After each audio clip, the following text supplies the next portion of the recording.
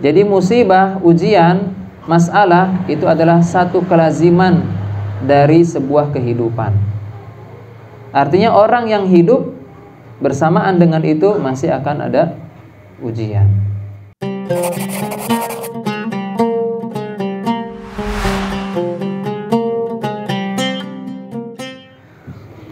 Bismillah, walhamdulillah, wassalatu wassalamu ala rasulillah wa ala alihi wa ashabihi wa mawalah wa manittabah wa ba'du. Uhayyikum ayyuhal ikhwah bitahiyyatil islam, tahiyyatan mubarakatan min indillah, tahiyyati ahlil jannah wa huwa salam. Wassalamu alaikum warahmatullahi wabarakatuh. Waalaikumsalam warahmatullahi wabarakatuh. Bagaimana kabarnya ikhwan sekalian? Alhamdulillah semua baik-baik, semuanya sehat. Semoga langkah para ikhwan semuanya dari rumah masing-masing menuju ke tempat thalabul ilmi mendapatkan pahala dari Allah Subhanahu wa taala. Amin ya rabbal alamin. Jadi malam hari ini alhamdulillah kita diberikan Allah Subhanahu wa taala kesempatan, kesehatan, kita bisa bertatap muka, bermuajahah. Ya, seingat saya ini yang kedua kalinya di Riasa ini. Jadi dulu itu sekali-sekalinya di kediaman Mas Wanto. Habis itu lama setelah itu baru sekarang lagi. Jadi udah lama sekali, alhamdulillah berkesempatan duduk bersama ikhwan-ikhwan sekalian di Riasa 5 ini. Sebenarnya pasti ini bukan jadwal saya ya, Mas Firman ya. Jadwalnya tafsir Ustadz siapa biasanya? Oh, Ustadz Afif, Masya Allah. Beliau guru kami ya. Semoga Allah Subhanahu wa taala berikan kemudahan dari semua urusan beliau, juga urusan kita. Taib, karena materinya pada malam hari ini adalah tafsir, dan tadi siang saya tanya Mas Firman, tafsirnya sudah sampai surah apa? Ternyata tematik aja ya Mas. Jadi saya ingin membahas atau ingin mengajak ya sharing, karena saya di sini sepertinya paling junior di antara para ikhwan sekalian ya. Jadi mohon maaf, bukan nggak sopan ya berbicara di hadapan para ikhwan sekalian, tapi kita mengamalkan tawasau bil haq, tawasau bis sabar. Jadi saling menasihati dalam kebenaran dan saling menasihati, berwasiat dalam kesabaran. Para ikhwan sekalian, bagi yang membawa mushaf boleh dibuka surah Al-Ankabut, atau bisa juga dibuka di Quran Android. Nah, boleh juga. Al-Ankabut itu surah ke-29. Al-Ankabut surah ke-29. Enggak apa-apa dari ayat yang pertama. Ya.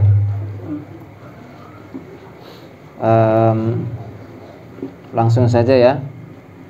Jadi kita ingin mentadabburi satu ayat yang ini merupakan ayat yang sebenarnya sangat bersinggungan dengan kehidupan kita sehari-hari. Mungkin kita baca lagi ya sama-sama Al-Quran. Ustadz Sobirin mau bantu bacain lagi Bareng-bareng. ya, ayat 1 dan 2. Sudah ketemu para ikhwan? Baik, kita baca sama-sama. Bismillahirrahmanirrahim. Bismillahirrahmanirrahim. Alif Lam Mim.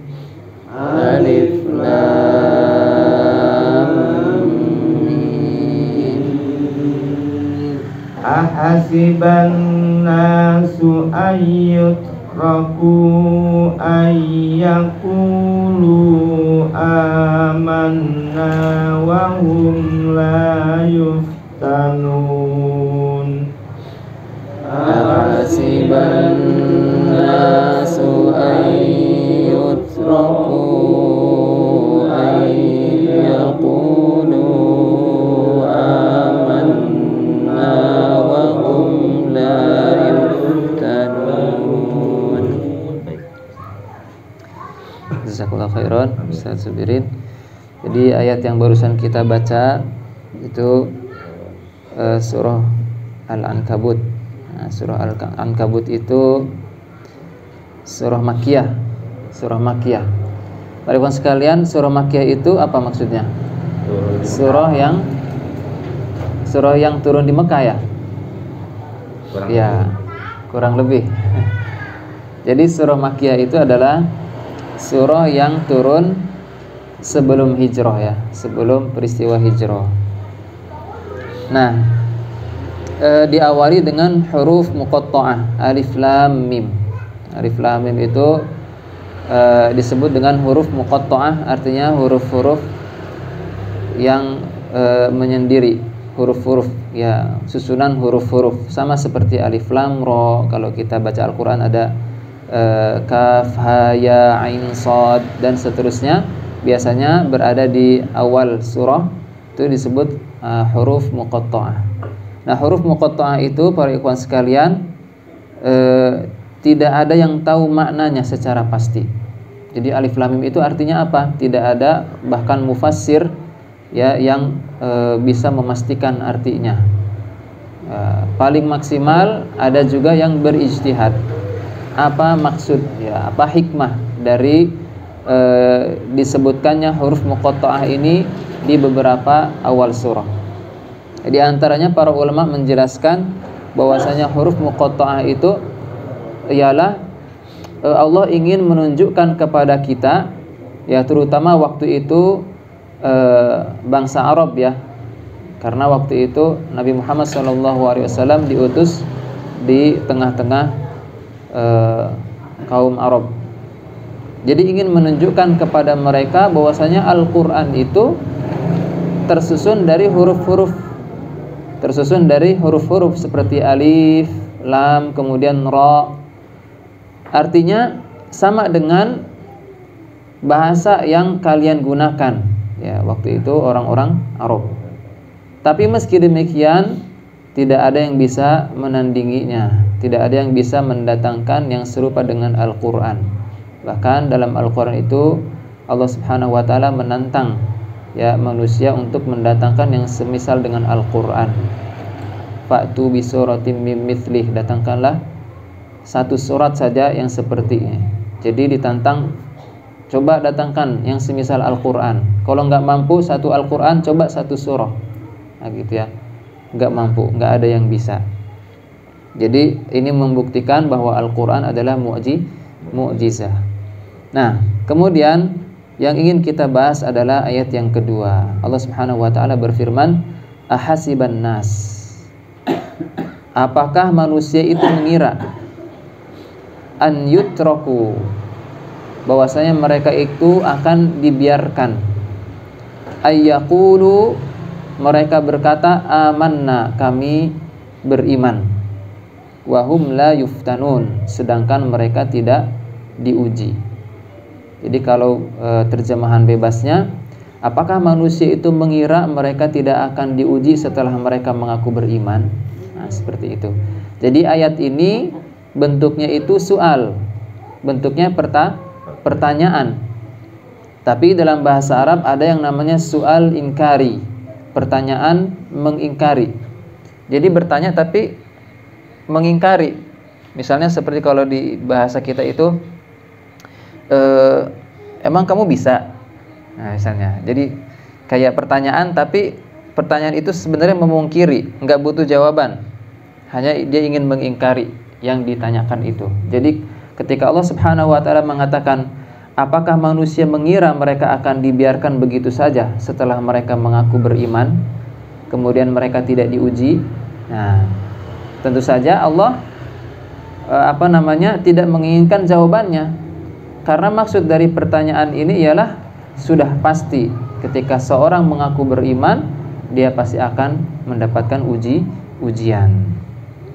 Maka kata saya menggunakan tafsir Ibnu Katsir di sini ya, istifham inkar ya.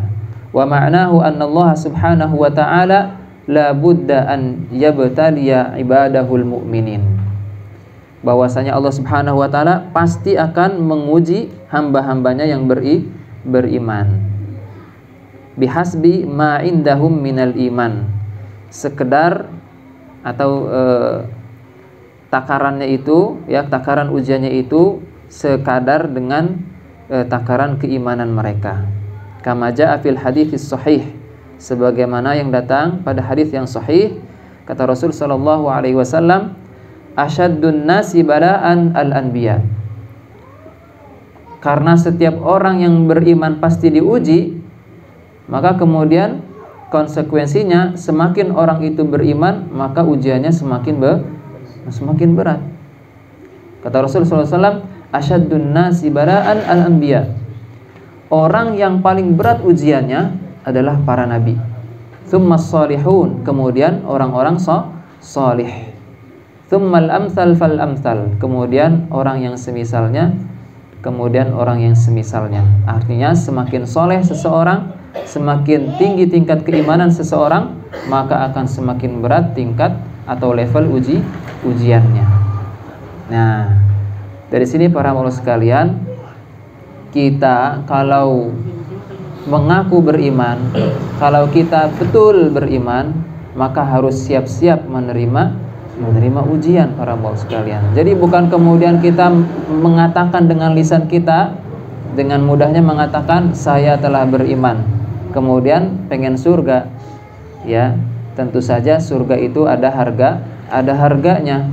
Innallaha ashtara minal mu'minina amwalahum anfusahum wa amwalahum bi anna lahumul jannah. Sungguhnya Allah itu membeli dari orang-orang beriman itu jiwanya, hartanya, dan untuk mereka kemudian balasannya adalah surga. Jadi ikhwalnya, maksudnya itu yang setara, bukan setara, nggak akan ada yang setara dengan surga ya, kenikmatan surga. Tapi artinya untuk mendapatkan surga perlu ada yang menjadi bayarannya, perlu ada yang menjadi taruhannya. Bi amwalikum wa anfusikum, harta kalian, jiwa kalian. Nah, jiwa kita, harta kita adalah taruhan kalau kita mau masuk surga. Jadi Bapak sekalian, sengaja ya saya bawakan tema ini karena kita hidup di dunia ini pasti ada masalah, pasti ada ujian, ya enggak? Siapa sih yang sekarang duduk di majelis ini yang gak punya masalah? Pasti semua orang punya masalah masing-masing. Jadi musibah, ujian, masalah itu adalah satu kelaziman dari sebuah kehidupan. Artinya orang yang hidup bersamaan dengan itu masih akan ada ujian. Jangankan kita ya, bayi orok baru kemudian lahir itu sudah punya ujiannya sendiri. Bagaimana dia kemudian akan mendapatkan makanan, harus nangis dulu misalnya, ya kan? Bagaimana dia kemudian belajar merangkak, belajar berjalan dan seterusnya. Semua kita punya masalah. Orang yang terbatas ekonominya diuji dengan masalah ekonomi. Orang yang kaya diuji justru dengan kekayaannya. Orang yang punya jabatan tinggi ya diuji dengan jabatannya dan seterusnya. Semua ada ujian. Di sini ahasiban nas. Apakah manusia? Jadi secara umum. Ya, jadi jangankan kita orang yang mengaku beriman, orang kafir saja itu ada ujiannya. Allah Subhanahu wa taala itu ketika menciptakan manusia, maka bersamaan dengan itu Allah ciptakan juga, Allah sediakan, persiapkan ujian-ujiannya. Kata Allah Subhanahu wa taala, tabarakalladzi biyadihil mulku wa huwa ala kulli syai'in qadir. Alladzi khalaqal mauta wal hayata liyabluwakum ayyukum ahsanu amala. Ialah yang menciptakan kematian dan kehidupan untuk menguji kalian. Jadi adanya kehidupan dan adanya kematian itu untuk menguji kita. Ayyukum ahsanu amala, siapa di antara kalian yang paling baik amalnya. Dalam ayat yang lain Allah Subhanahu wa taala berfirman, wa huwal ladzi khalaqas samawati wal arda wa ma bainahuma fi sittati ayyam. Dialah yang menciptakan 7 lapis langit dan bumi dan apa yang di antara keduanya fi sittati ayyam, dalam 6 masa. Wa kana 'arshuhu 'alal ma, adalah arsy Allah itu di atas air. Liyabluwakum ayyukum ahsanu amala, untuk menguji kalian siapa yang paling baik amalnya. Jadi Allah ciptakan alam semesta ini, begitu ya, itu adalah mempersiapkan ujian untuk kita hidup di dunia ini.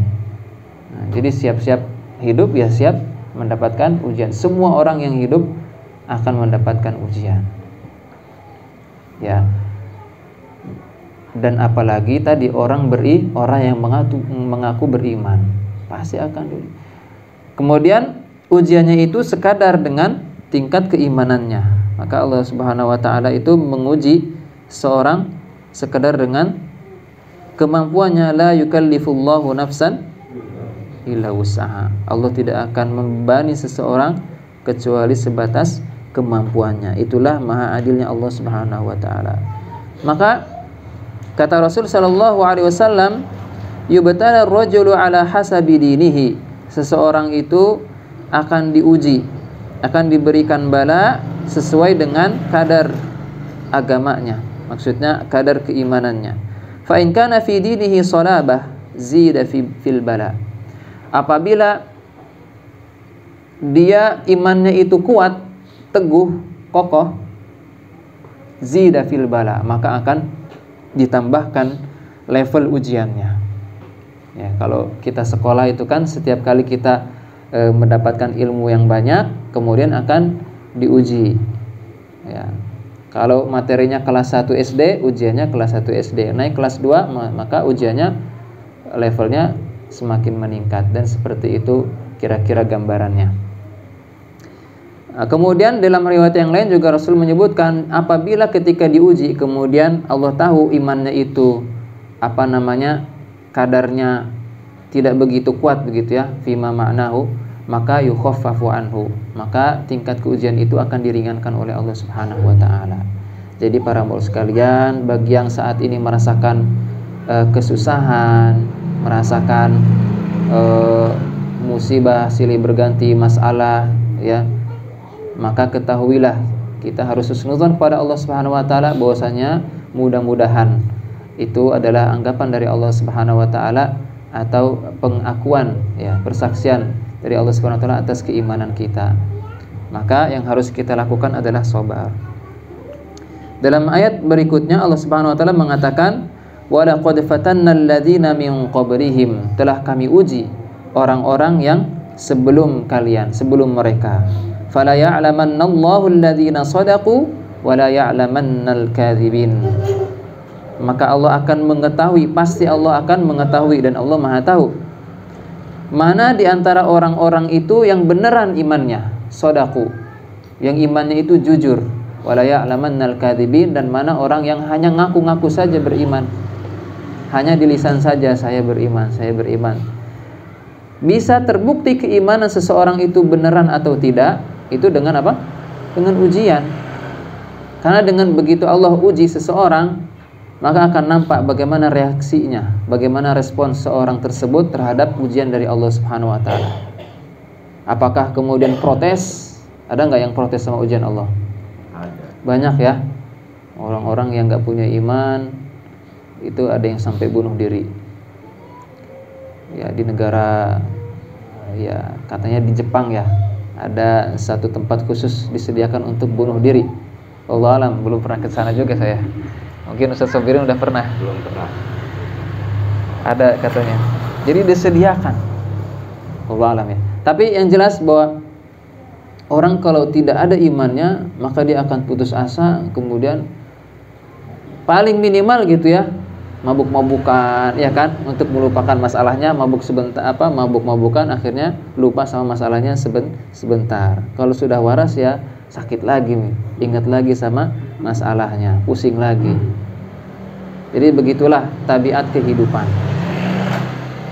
Ada banyak ayat dalam Al-Quran yang mengingatkan kita tentang hal ini. Am hasibtum an tadkhulul jannah walamma ya'tikum mathalul ladzina khalau min qablikum. Apakah kalian kira kalian akan masuk surga sedangkan kalian belum mendapatkan apa yang didapatkan oleh orang-orang sebelum kalian? Massathumul ba'sa wad-dharra. Mereka merasakan yang namanya ba'sa. Ba'sa itu ujian dari segi ekonomi. Dharra, ujian di fisik, sakit gitu ya. Wazulzilu, mereka diguncang. Hatta yaqula ar-rasul walladzina amanu ma'ahu mata nasrullah. Sampai-sampai setingkat Rasul dan para sahabat mengatakan mata nasrullah. Kapan pertolongan Allah? Setingkat Rasul, setingkat para sahabat sampai menanti-nanti mata nasrullah. Betapa saking pedihnya ujian itu, saking beratnya ujian yang mereka terima. Terus kalian mau seenaknya masuk surga begitu, kira-kira kalau bahasa bebasnya begitu ya.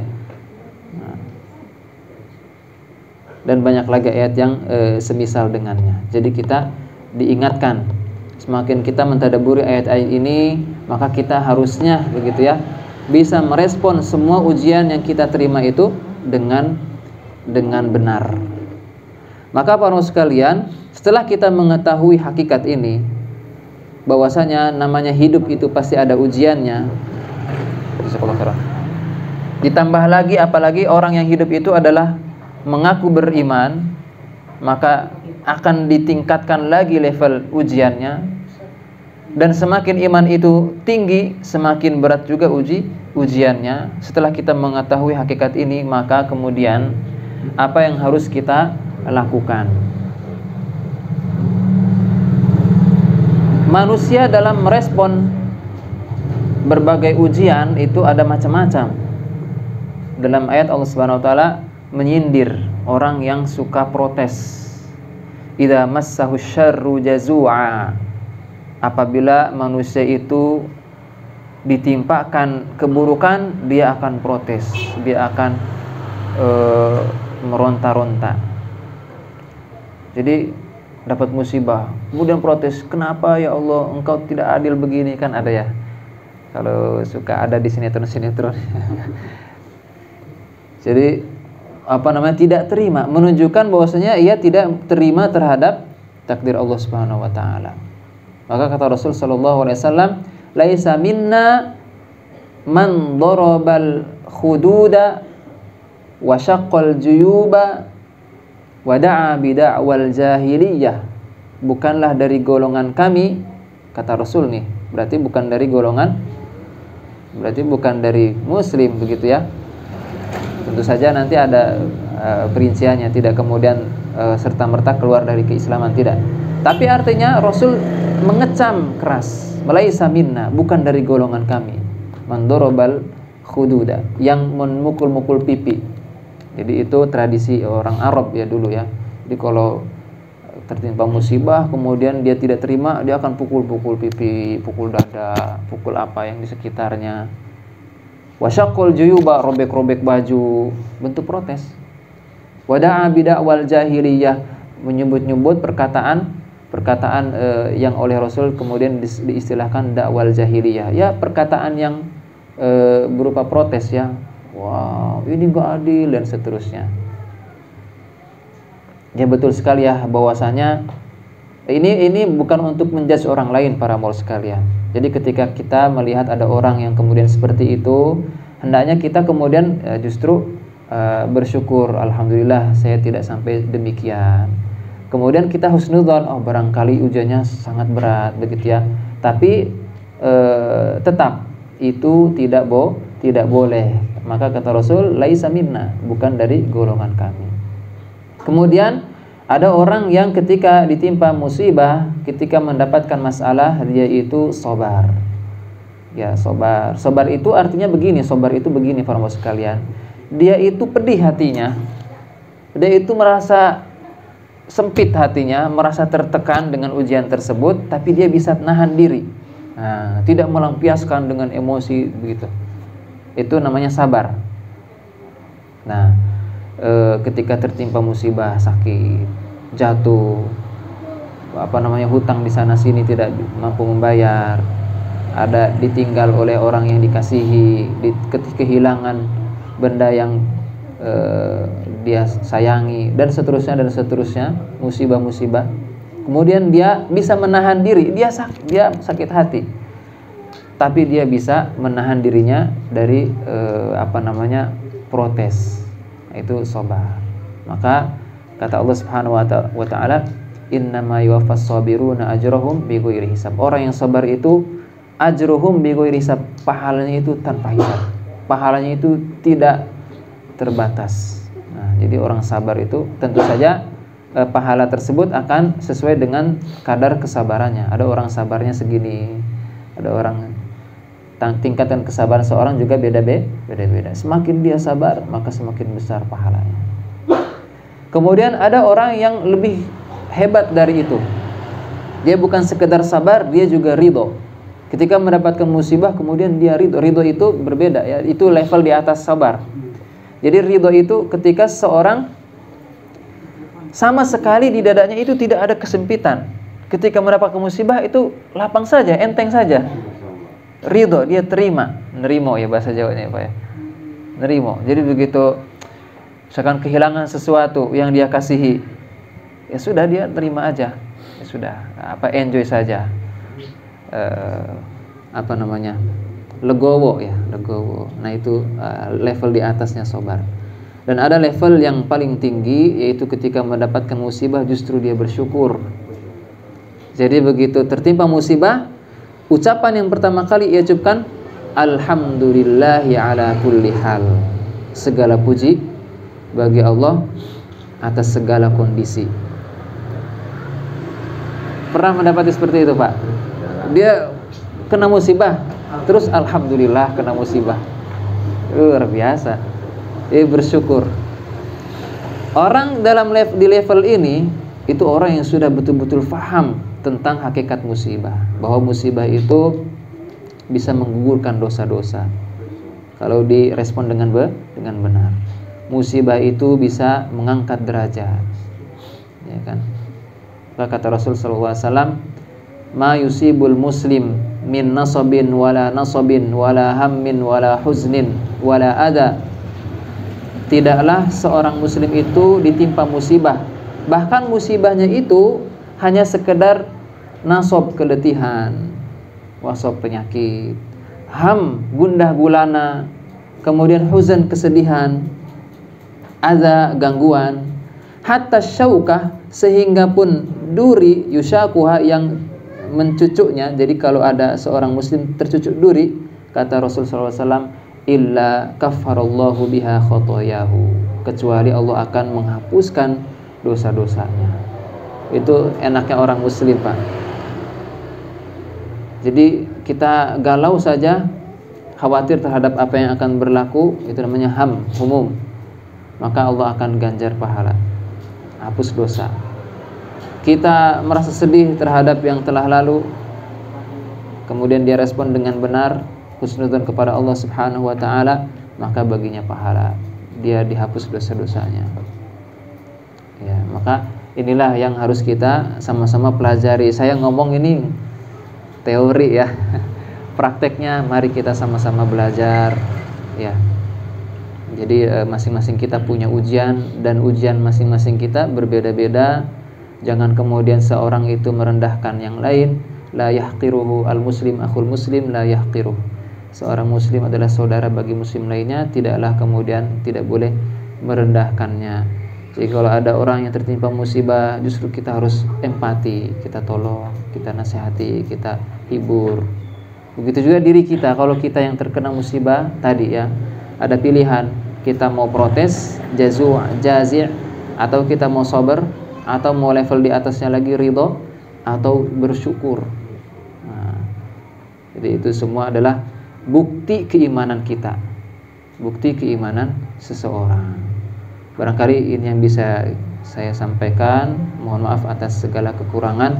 Billahi fisabilil haq. Wassalamualaikum warahmatullahi wabarakatuh. Waalaikumsalam warahmatullahi wabarakatuh.